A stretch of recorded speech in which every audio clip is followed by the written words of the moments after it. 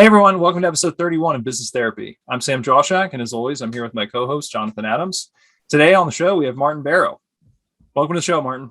Hi guys, how you doing? He's coming today to seek advice about his company. I'm going to let him go ahead and kick us off. So why don't you tell the audience a little bit about yourself, your background, a little bit more about what brought you to Business Therapy today. Yeah, absolutely. So my name is Martin Barrow. I'm originally South African. Been living in the US for 10 years now. It's where I started my professional career. I started off as a consultant, naturally got really curious about the startup industry. I started working for startups and then eventually found myself starting mobUX, or mobUX. mobUX is all about creating interactive mobile experiences for the modern age. And we're here today because we are seeking advice on how we can transition from being an agency to being a B2B SaaS product. That's great. Great background. Thanks, Martin. Yeah, and I think for the audience, the first thing I would ask is we'd love to know a little bit more context about how you ended up becoming an agency and what's bringing on the desire to switch. Absolutely. So being a small company, we naturally don't have a large team or a large amount of resources. So we're actually 100% bootstrapped up until this point. Our go-to-market strategy started off with startups. So we decided, hey, this is kind of who we really want to build it for. It's the low resource individuals. And we've seen that B2B SaaS model with kind of a low monthly cost with the wide user base being very successful versus a very, very high cost base and a low user base. So we really quickly realized that although our target market was startups, they were not the best place to start when you didn't really have a full platform available to them. It wasn't very scalable. And we ended up just kind of being their in-house marketing team, building these experiences. So we quickly switched to big brands after that and ran into a whole host of new problems. Gatekeepers, needing to kind of be a certain level of tech accreditation, all of these kind of long lead times. So the next idea was, let's work with agencies. Agencies have access to these big brands. They don't nearly have the same lead times and tech requirements. And if we sell to one agency, they work with multiple companies. So, hey, we could just kind of bigger bang for our buck. So we started working with agencies, and that process naturally led us to kind of really become a subcontractor agency. And so we built these experiences for agencies and directly for brands, but we ended up customizing a whole host of things, and so we ended up just being a very custom agency. So fantastic from a revenue generation perspective, but very difficult for us to kind of really hone in on that product, and definitely feel like a little bit of our kind of our story and our focus shifted away from the core product and more about chasing brands and revenue. Was there an interim period when you had a product and yet the market kept pushing you back to being, or not back, but pushing you to be an agency? Or were you where were you on developing your product as this process was unfolding? Yeah, so we couldn't really find a natural competitor to us. So there was no way for us to kind of adopt their product as an agency and kind of run tests with users. So I found a couple of softwares and used them, perhaps maybe not the way they were specifically designed, and very quickly found out that there were tons of limitations to kind of what we were trying to test. So that wasn't really a great test. We didn't have the resources to go and put together anything that was truly customer facing. So our next strategy was, what happens if we tried to create a process kind of through some surveys of what a user would do in terms of a drag and drop, and then have our developer kind of just create those experiences under these kind of conditions. So that's how we started off.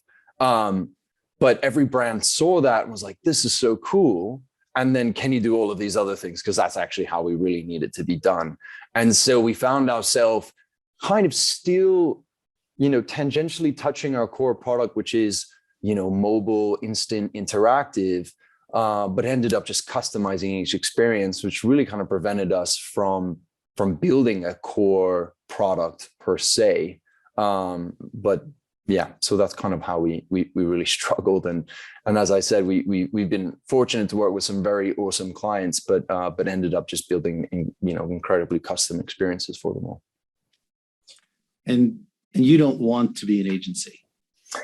Not in particular, no. I have been an agency. I started as a consultant, so I know what that life's about. And for me, what really drives me and gets me really excited is about solving problems at scale rather than solving just specific individual problems.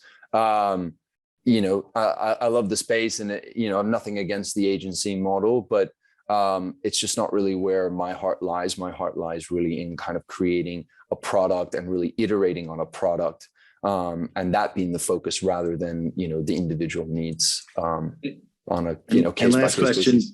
and then I'll push it to Sure. Sam. And what's the problem that you're trying to solve? What's the problem that the market has? Yeah, so our initial intent was, we kind of found this insight around that the majority of online marketing content is just not really built to be consumed by mobile, right? And this affects conversion, this affects ROI. Yet when you look at the data, over 70% of interactions with consumers to brands happen on mobile, and over 50% of transactions now happen on mobile. So essentially, the consumers are on mobile, but the consumer experience typically sucks. And that's really what we've been trying to address. Me, having worked in a startup as a marketer, I felt particularly impassioned to address that for the marketer at a startup, but also being a consumer felt, I would just love some better experiences with brands. So it was kind of a personal problem for me because I'd been on both sides of the equation, and I understand the frustration of the consumer, but I also understand the restrictions of the marketer. And so we were trying to build a product that really created that experience in harmony. Mm-hmm. So that's a great summary of the problem. And it sounds like, generally summarizing your story, you found a great problem, you've got a great solve, and you've been barreling ahead and you're building all this momentum. So I want to zoom out for a minute and kind of walk us through how you were feeling and how you're feeling now. Like, when did this tension start building? You knew you wanted to have a scalable product, but like a lot of startups, I think this is a very common story where revenue and chasing revenue and learning and the excitement of kind of making those first dollars and being self-sustaining is a huge draw. So was there a time where that was exciting, or the whole time you were kind of feeling like, we're compromising our scalable product vision, or has it just been recently?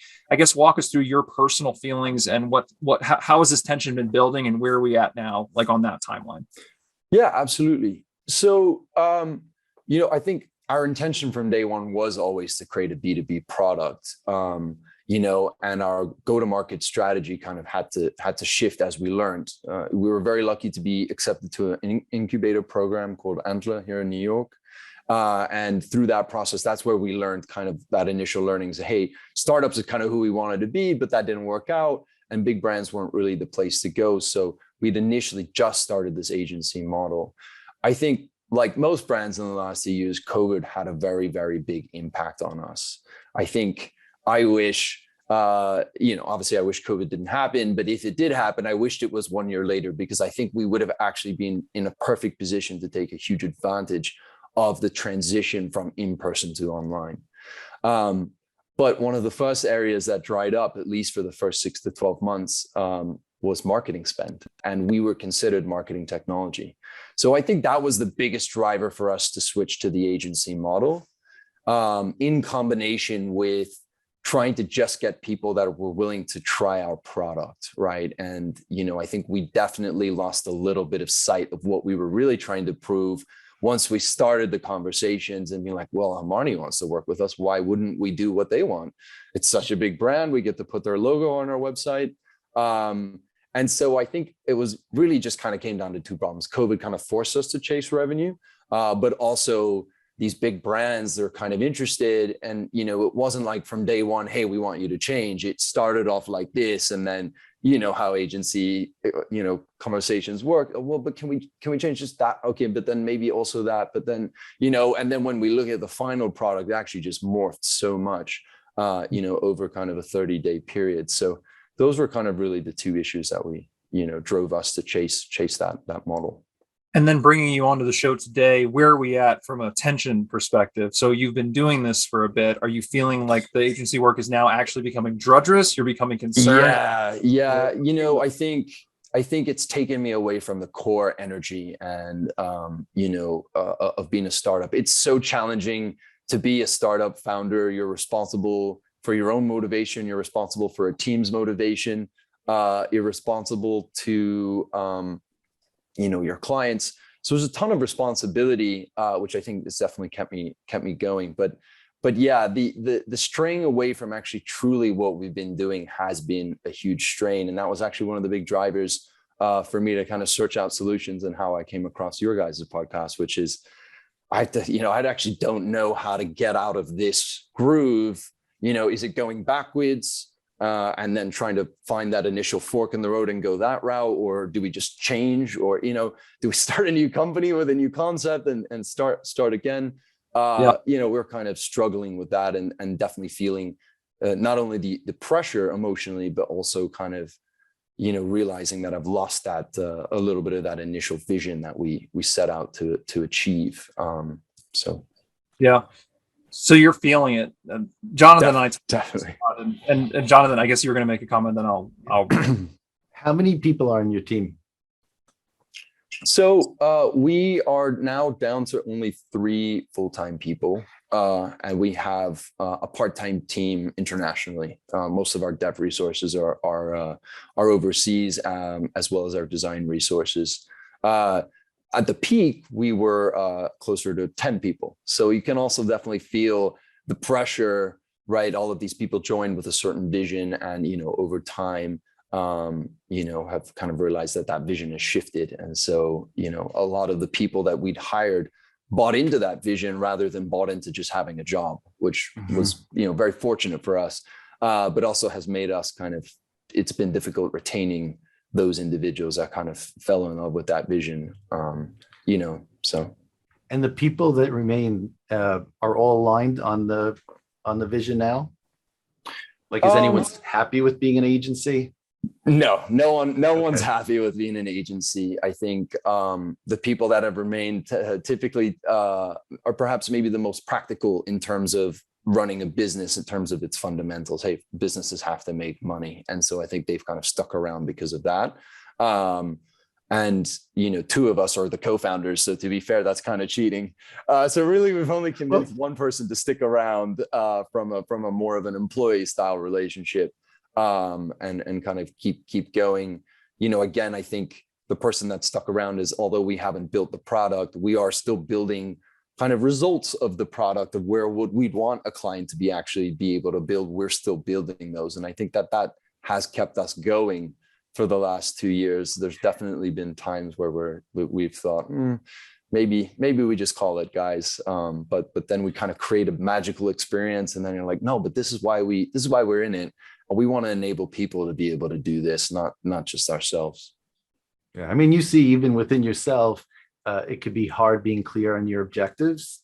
So you said it's cheating with co-founders. Actually, 2 people, 3, it doesn't matter how many, being aligned on the energy that really matters to you. So like you said, something that sounded very authentic, which was that, all of what you're saying is authentic, but very true to you, which was solving a problem at scale. And so if the activity you're doing doesn't feel like that, you're not going to be in harmony, obviously. Yeah. And as you guys know, being an agency is not scalable. So, it's tons of back and forth communication to tweak this and move that. And, that really is a big energy suck. But, what that has kept us going again is that end product, and just seeing, just, wow, we created that. And that's super powerful. Yeah. And one thing I'd say, and you're already feeling it, which is great, but this comes up a lot, where as soon as you start to feel that tension, or you start to feel that lack of motivation or that lack of energy, where you're having to push, you mentioned, for other people to keep the company together, this and that, it's not sustainable. And if you talk about lacking scalability, when you start to feel signs of that, and you're pushing through your own barriers, or you don't have that excitement, especially in a small team in a startup situation, the company, it's not a matter of if it will go down, it's just a matter of when. So you're not doing anyone any favors by trying to push through that. And the one thing, and we're going to start talking about, some of the strategies to how do you pivot and how do you move forward from here. But knowing that the door that you have to keep walking through that drains you and is not generating energy, but making you more fatigued, will never lead you to where the company needs to go. And that could be something that's surprising or may lead you in surprising directions. But if you have to compromise with yourself and you have to find that energy to push through resistance on a day-to-day basis, that path will never be the path that you'll be walking on over time. Right. No, it's good to hear. You're told time and time again, perseverance equals success, right? And I think going into being an entrepreneurial founder, believe that wholeheartedly and have really changed my opinion on that perspective as the process is going on. I don't think I gave the founders that I worked for in other startups enough credit for creating and building teams. I thought, well, if you have perseverance as a trait, you're good to go. But realizing now that sometimes that's a bit, sometimes you make futile decisions in the name of perseverance. Yeah. If you beat your head against a brick wall long enough, you might actually make a dent in the wall and get through. Yeah. And that's perseverance of a form, I guess. Right. Yeah, but maybe not the most effective way to get through. No, not at all. There's no reason for it. It's a huge call out. And it's one that I think it's a good thing to start the conversation about where do you go next, because you have to absolve yourself of that. Then don't be a quitter. The persevere mentality is pervasive through business and the startup world in general. Right. But we, especially here on the podcast, we've never seen that lead to a good outcome. You could maybe on paper eventually get to a good outcome, but it's always going to be at the cost of your life and the cost of your vitality. And that in itself is not sustainable and it's not scalable. So whatever business you wanted to make, if your body's reacting negatively, it's only going to bring down your team and it's going to make it that uphill battle. And perseverance is absolutely a lack of self-awareness in that context. And like you're bringing a lot of self-awareness into the conversation now. And I would say as an overarching container to foster that, because being self-aware and being honest on a day-to-day basis, if you start getting in the habit of persevering or pushing through that like sort of tick in your mind every day, that's where you start to go on a path of really dark places and unhappiness. And that's not where you want to be as a startup founder. Yes, we've been through that. I think that's what's driven a lot of the self-awareness and forced us to take a deeper look inside and say, right, what are we going to do about it? We're kind of very much at that pivotal point right now as a team, and me personally as a founder. So I think it's a good segue then into what are we going to do about it? And I'll start the conversation by addressing some of your comments about, well, do we move backwards? Do we try to regress? I think especially when a business has momentum, we should definitely put ourselves in the mindset of it's only moving forward. It's only iterating. It's only evolving. It just might be in a different direction or a direction that you didn't foresee. But I don't think there's any reason to forsake any of the positive momentum that you've achieved. It's really a matter of how do we redirect that so that it can be channeled to a more positive place. And that may seem like you're moving backwards if you have to let go of some clients or you have to kind of pull back a little bit. But I really do think that my starting comment would be, we're always moving forward with the company, because the company is the combination of you and your coworkers and your small team's energy. So there's really, at this size, it's an easier ship to steer than if you were like, 100 person small business, or even worse, like a multi-thousand headcount corp, where it's a little bit harder to steer that ship. Right. But you shouldn't be thinking, okay, we're going to have to do a fire sale here. We're going to have to burn down everything to the ground. It's just, how do we start to align our principles so that the decisions are more honest? And that may mean on a day-to-day basis, there's more no's than there are yeses, but that should slowly guide the ship in a different direction versus having to say, okay, I have to do something drastic or do some massive pivot, because people are enjoying working with you. They're giving you revenue. They're giving you energy. It's how do you take that and reinvest it appropriately while slowly making, decisions that are more aligned with your values. Right. No, that makes sense. And that's kind of actually a bit of a relief to hear. I think, naturally, I'm a person that if something's not going away, it's a scorch and burn strategy, kind of gives you this ability to feel, okay, well, now we can kind of restart fresh. But you're right. We shouldn't give up on a lot of the goodwill and areas that we have won in. Yeah. You also have a natural tension point of most startups, before they're a company, there's a lot of phases that they're going through. You're a company already, or a business, because you're already selling a product. So that could really confuse things, because I would always caution a startup to make sure that they've really honed in on the market problem they're trying to solve, the solution that they're bringing to that market, and are people willing to pay for that? Mhm. And that's all hypothesis. And when you're in that phase, you don't want to confuse being in that phase with being a company, because if you do, then you start thinking of customer service, product management, all these things that have nothing to do with what your true objective is. Your objective is to test the market, is there a real problem? Is your solution going to work? And will people pay, as I said? So you may have to bifurcate resources, because the same people that are providing services as an agency may not be, the ideal group to be looking at testing for a scalable solution, because obviously one's much more bespoke than the other.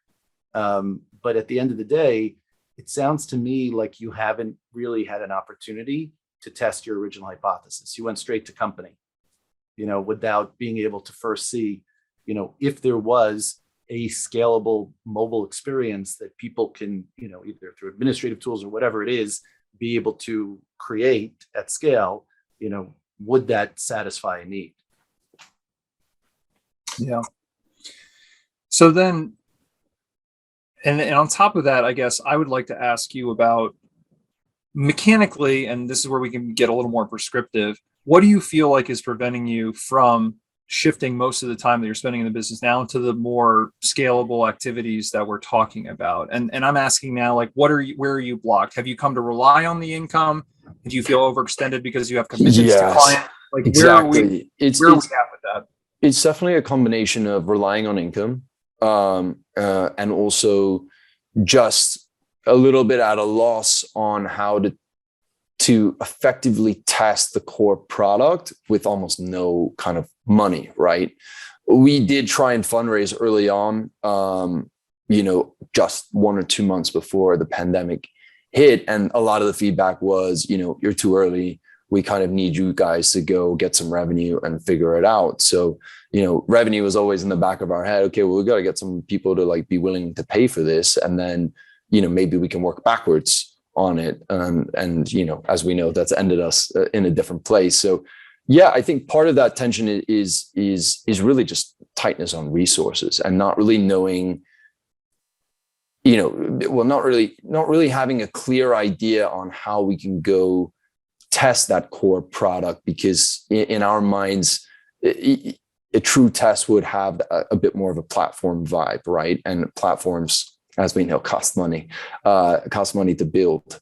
And so that kind of that natural tension that we had. So, one of the other drivers for the agency was, well, if we can get people to buy the end product, we can convince investors that people want the end product, which is actually really what we're selling. And then the builder is really just the how, not really the why.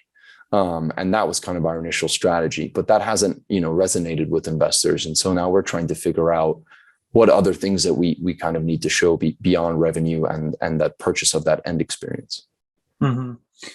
So in terms of then the reliance on income, well, let's put funding strategies aside for a second, because Sure. that could be a whole separate work stream in a way. Right. And it may seem obvious, but I think sometimes a lot of people miss it as a next step. Is, have you sat down with the people, the founder, your co-founder, and the people in the company who are reliant on revenue, and actually talked about what they need to be comfortable and what their revenue requirements are? Yeah, we're extremely lean right now. We're, every dollar is very much accounted for, and we get by with what we've got. So we've tightened, let's say, the cost side of the business as much as possible. If we wanted to kind of keep the team as is. There is obviously a bit of an opportunity to let some more people go, but I do think that would also kind of greatly affect our output ability in terms of also building, the test and the product. Right. So, and you're aligned on what revenues you need. That's like a starting point to then kind of go to the second point of thinking about what is the activity you're engaged in now. Because if you're generating revenue to ultimately reinvest in building the product, and you have to generate that revenue yourselves, there's two ways, at least I like to think about it, which is if I'm in the industry that I want to be in and I can actually engage with client work and make money while learning and testing and piloting in a way that's going to serve the build of your scalable product, then that has its own value that has to be weighed. Now, if you're not doing that, as an extreme example, or like the learning curve has gone to zero, or like these clients or this book of business that you're currently maintaining is not giving you that learning or the ability to test or actually slowly or at any pace progress the actual building of the scalable product, then it's just basically a revenue source. So then you have to ask yourself, could we be generating the same amount of revenue for less time elsewhere? And then working on the company in tandem. And so let me pause there, because hopefully that helps separate the logic of where you should be allocating some of that time. That absolutely does. Yeah. Now that we're thinking about it, it's kind of like we don't have as much time to spend on the actual product, because you spend your time on the sales and the client management. And so that eats up most of your time. So you kind of find yourself a little bit in the chicken and the egg, because you're focused on the revenue to keep the business lights on. But we haven't gotten to a point where, we could say, okay, let's spend, 50% of our time generating revenue and 50% on the company. Right now, a lot of it is, pretty much 90% is on generating revenue, which doesn't give us a lot of leeway to kind of get out of that cycle that we're already in. But do you feel like the work you're doing is actually supporting learning towards what you need to build the product? Or no, yes, that's correct. So it's purely a revenue channel, and we're spending 90% of our time there. So, we're not getting the learnings, and we're also not getting the time to kind of develop the other side. And that's kind of why it feels like we're just stuck in this little loop right now.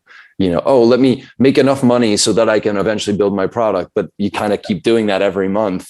And never kind of, your revenue kind of seems to be here, and we're not able to really scalably get to that phase where we could say, okay, well, 80-20, 60-40, and slowly kind of transition that process.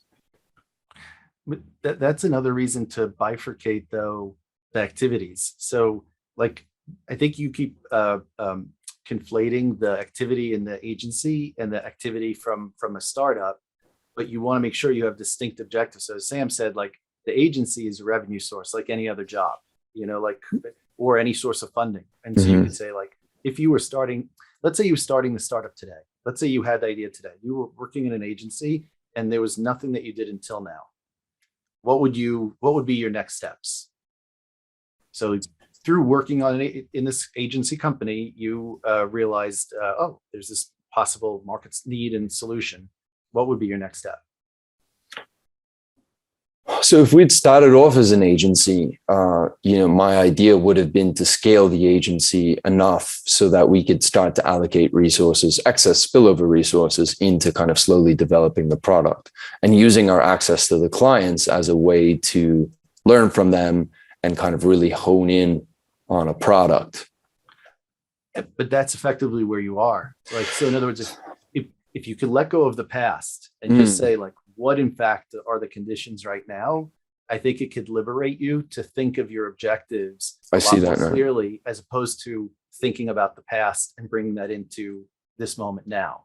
Because Sam noted, you have an amazing opportunity, whether or not you're getting the learnings from the clients. Potentially you could form a JV with one of them where they're investing to create a pilot, as Sam alluded.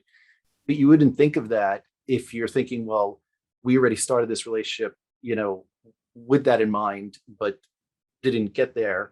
Well, if you were starting as an agency right now, what activities have you actually done with them to really see if they would be willing to help you build this, for their own benefit and to be a pilot customer or something like that. So it's just a matter of just changing the perspective just a little bit. Yeah, and that goes back to what I was starting to articulate, which is that you've got to look at your value streams for the client work. If it's just revenue, then you could substitute just revenue. If it's absolutely just revenue, you have no other options of harvesting learnings or joint venture opportunities or partnership, then you may as well find the most lucrative job for the least amount of time and headspace necessary, and you should all go get it, because it doesn't kill the company to do that. It doesn't mean just because you're generating revenue under somebody else's brand or your own brand that your company is suffering for it. Right. And that's one part. But to Jonathan's point, And what I think, if you are thinking like, hey, this is my agency, but the agency serves the product, not the other way around, then how can you curate your client book? How can you start having more honest conversations on a day-to-day basis that, like, we're an agency and we're here to serve you, but we're actually, you have to kind of turn that narrative a little bit, but you have to be the right client. You have to be willing to partner with what we're passionate about, and you have to be willing to test things with us or help us. Otherwise, this might not be a good fit. So it's a way to kind of either curate your client book so that they're understanding, because a lot of people have this very strong client is always right mentality, and you're just taking tickets from the client. But clients, especially in the agency world, they're very open to partnership, to exciting new things, to being the first adopter. Some of the clients are, not all of them, but first adopter on some new stuff. You could be cutting them deals. You could be saying, would you be willing to do pilot for this and that as we do the work? And the only thing stopping you from having those benefits is probably asking for them, I assume. You're right. We haven't really leaned into the agency model. We've just looked at it as, oh, this is where we're at right now. And perhaps changing the core business model. Well, it's not really changing the business model, it's just really changing the mindset to lean into the current business model and rethink, well, instead of fighting this tension, kind of lying into that kind of flow of the water, and then saying, okay, well, we can build, a different route down the line versus trying to swim upstream and go back down the kind of the river that we really want to kind of go to. That makes total sense. Oh, sorry. No, I was gonna say that makes total sense.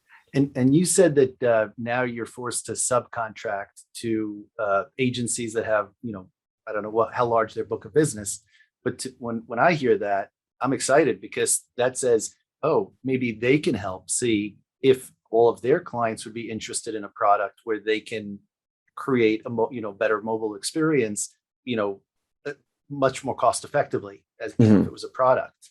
So like as an agency, maybe you don't like being the subcontractor or having to have, multiple masters, so to speak. But if it's to attempt or to see if your product can get, out.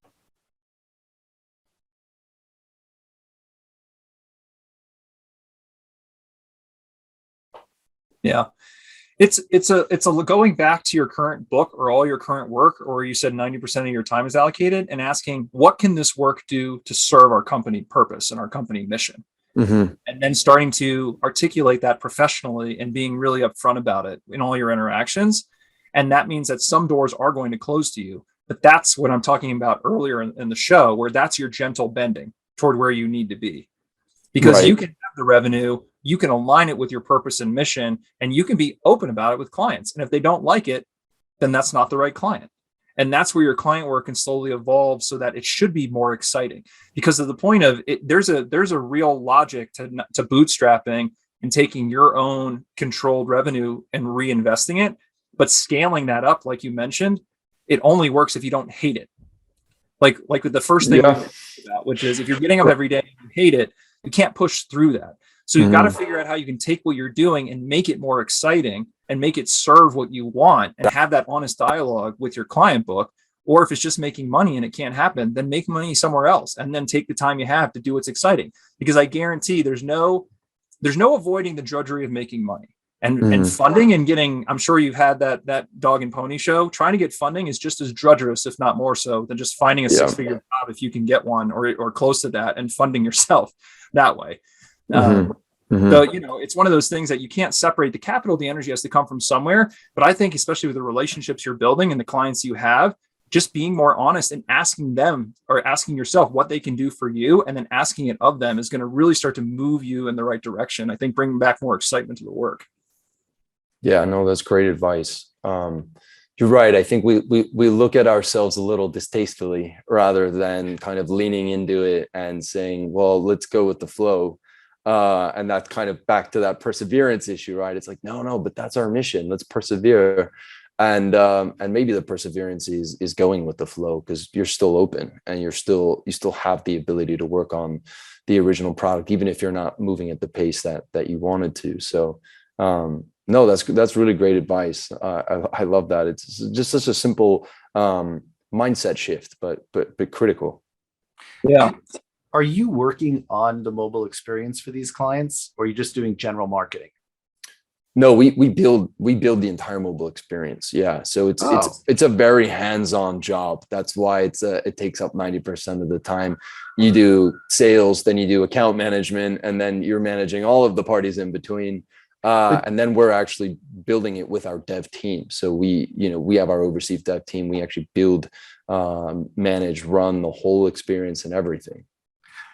But if you had a mission statement, even like before it became an agency, it was improving the mobile experience, for X, or however I don't want to put words. Yeah, no, I mean, it sounds was, like you're we wrote it down on a that piece mission. of paper, make cool mobile experiences. I mean, that was really our initial goal, right? I mean, I know that's not the hardcore, how and what solution, but actually what we wanted to do at the end of the day was just make cool mobile experiences, and make it fun for the consumer and make it easy for the marketer. And isn't that exactly what you're doing right now? Just not scalably, but like, in other words, yes, I think in the process though, we're taking on all the difficulty. We've made it easy because we've taken on basically the workload of the brand. And so I think, yes, I think from an outside perspective, it looks like we've achieved our vision, but not really, because all we've done is taken on the pain that they would have had to deal with. So we're trying to get to a place where no one should feel any pain, and it should really just be that cool experience at the end of the day. Yeah. Maybe you should go back to your napkin and just write comma for everyone. For everyone. Yeah, for everyone.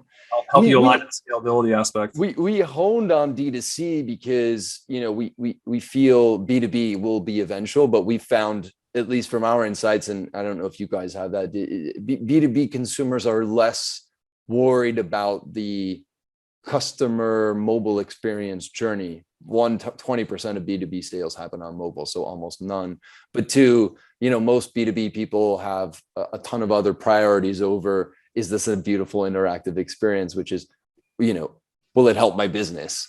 Whereas for the consumer, we can lean a lot more into kind of the experiential and storytelling aspect, which was, our also, part of our initial vision and part of my background, creating those fantastic interactive learning experiences that are dynamic and interesting.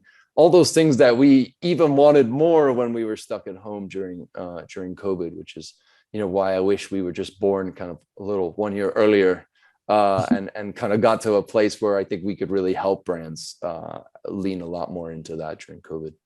Yeah. I had a similar thing with the process. We do a lot of process work here at Truval, and in the COVID thing, it really has brought process work up to the forefront. So I totally relate to you that I think there's a lot of people who are able to ride the wave of a lot of the change, and some people who are just right before it and thinking, man, if I just had 6 months to get my product put together or so. Yeah, I totally feel you on that one. Yeah, I mean, some businesses won during COVID. You look at a company like Capsule, which is, delivering products to your house, killed it, right? Anybody that, was more physical really struggled. So, yeah, but no, great learnings. And it has changed the world forever. So at the end of the day as well, we have to take that into account, that we're now much more into a hybrid society. And so if you're not catering to in-person and remote, you're losing potentially a pretty big segment. And I think that's a great point of differentiation for existing products that did thrive during COVID. A lot of them, switch one way or the other, and less have actually adopted more of a hybrid model. Yeah. Well, and go Sam. And this leads back to the point where we here at Truval especially understand the pain of taking experiences and digitizing them, because that's how you're going to scale them. And that's what everyone needed during COVID for a lot of different complex things. And it's going to even become more of a greater need, because most people they're not trying to meet consultants in person or have people on site or do a lot of this bespoke, really heavy engagement type work. In a way, I really truly believe you're on the front end of how do we take something, creating an experience, the consultative or agency aspects of that, and then digitizing it. And it's incredibly complex. And that brings back to the point where similar to you, where there was a point in my career was leading up to Truval where consulting to try to generate revenue so I could sit in an ivory tower and work on a software product was feeling very painful and very drudgerous. And now I look at sort of consulting work with more of a zeal, because what we're trying to do in digitizing a consultative experience is extremely complicated and demanding. So every client that lets me come through the door, I'm serving the client, but really I'm serving my company. I'm serving our mission, because I'm thinking, how do I continue every day? How do I automate what I'm doing right now? How do I codify what I'm doing? How do I generate this experience that's a real life opportunity into requirements for my application? Mhm. And I think you said you spend 90% of your time, and you're starting to see the mindset shift based on this conversation. If you just take the 5% of your time and debrief every day with your team about how is the work we're doing right now something we can make into app requirements? How can we automate what we're doing? How can we make what we're doing scalable? Every single interaction that's within your target market or in your space is basically fodder for learning. Mhm. And I think if you kind of approach it with that mindset, it can make, even if the synthesis is only 5% of your job for a little while you're figuring it out. I think for me, at least, it's changed my perspective, made that 5% exciting enough to make the 90% totally feel different. So if you can kind of bend it that way, it's just kind of reinforcing, I guess, what we're talking about ultimately. And then you could align the challenges you have to that objective. So for example, if your cost of developing is a challenge, like look for ways to solve for that. And as opposed to how much, we can keep funding it, or, always balancing that. Like one way is look for a CTO, or look for somebody who maybe shares a similar vision, who's willing to come in for equity and build, or something like that. So that way you feel like that's happening simultaneously. If not, you could also have the developers that you're currently using always also build or add the elements that would keep it scalable. Mhm. So like which customizations are now making this product unscalable and which are core, or even test if it's possible. Like you're getting tons of feedback about customizations, there's a reason for it. So like, maybe you have to reassess some of your original hypothesis. But Right. I wouldn't look at it again, as we've been saying, as a total reorientation. Like you're actually it sounds to us like you've been pretty engaged in your mission. You're just finding it that it's not leading to where you had envisioned going, Mhm. but that's okay. That's a pretty simple course correction. Right. I mean, simple. We're saying, it's tactical. No, Let's say that. Fundamental, simple, but yeah, altering the fundamentals. No, that's super helpful. Yeah, I think I'm sure you get this a lot, but also not only in trying to stay afloat, you do sometimes switch into that autopilot mode, and you're not asking yourself these kinds of questions, because every day you're like, well, we gotta stay open. Our goal right now is staying open, and maybe that as part of leaning into the agency, that's also no longer our day-to-day objective, right? Our day-to-day objective should shift from staying open and staying afloat to what else can we, how are we gaining from the book of work that we're getting, other than just keeping the lights on, because that's also just a tough cycle to get stuck into. We got to make money this month, we got to, and definitely can crush the soul a little bit. Yeah. And I'll throw one more general principle on top of it before I want to turn it over to you and see how you're feeling overall, which is that autopilot is basically taking you out of being radically honest. So from this conversation, we would basically, you have to think about being radically honest every day. And that's in the little things. It's every client email, it's every client interaction, it's all the time you're spending. If you're not being honest in those interactions about, am I enjoying this? Am I not enjoying this? And how do I let somebody know that this is not where I want to be and not what I want to be doing? And this is where it's in the moment to moment, checking in with yourself. And that's what's going to guide you to where you are gently, and not having to do a whole, like, I hate everything right now because I haven't been articulating or communicating, and I feel like I just have to light the whole thing on fire and start over. It's really because there's so many interactions where somebody asks you for something, somebody makes a demand on your time. And instead of checking in and being honest about, this doesn't align with what I want to be doing right now, you just say yes and you let it go. And it's by slowly being honest in those micro interactions on your day-to-day where you're going to slowly guide you and your team into a place where you feel more aligned with what is honestly enjoyable for you. And you will help kind of determine whether clients are a good fit, whether the work is a good fit, and whether the things are exciting or not exciting, because it's that autopilot, like you just said. And what it really disables is your honesty. And if you can't be honest from a moment to moment basis, then you're going to lead yourself into places where you didn't want to be. And I think that's where you're finding yourself now. And a symptom of it, a typical symptom is labeling. So like when you start labeling, we're an agency, we are not a product, like we're not a startup, we're not working. Like I had said bifurcate, but that was, I wasn't actually listening to the thrust of what the challenge was, because to me, it sounds like there's a ton of overlap between what you're doing right now and what you set out to do. It can't be a complete, this is wasteful, this is, not helpful. The missions are too similar. So, there's a tendency to label it as, I'm not where I want to be, this is all a problem, as opposed to within each thing that I'm doing, a slight shift might actually make it much more usable. No, yeah, it's nice to have outside opinion looking into this, because I think also three people in a room together talking about the same problems, you also kind of start to develop groupthink and group situations. So yeah, no, thank you guys. I really appreciate it. I think that you've kind of given me a lot to think about, a lot to bring back to the team, a lot to kind of restructure a little bit our approach, but also more heavily our mindset. Great. Do you have any other last minute burning questions for us then? It sounds like you're in a good place to process. No, I think you guys have really kind of helped us exactly that, give us some time to think and process and kind of adjust the approach, but like I said, mainly the mindset. Yeah. Well, Martin, thank you so much for coming on the show. It was a wonderful conversation and we really appreciate it. Thank you guys. Thanks everyone for tuning in, and we'll talk to you next week.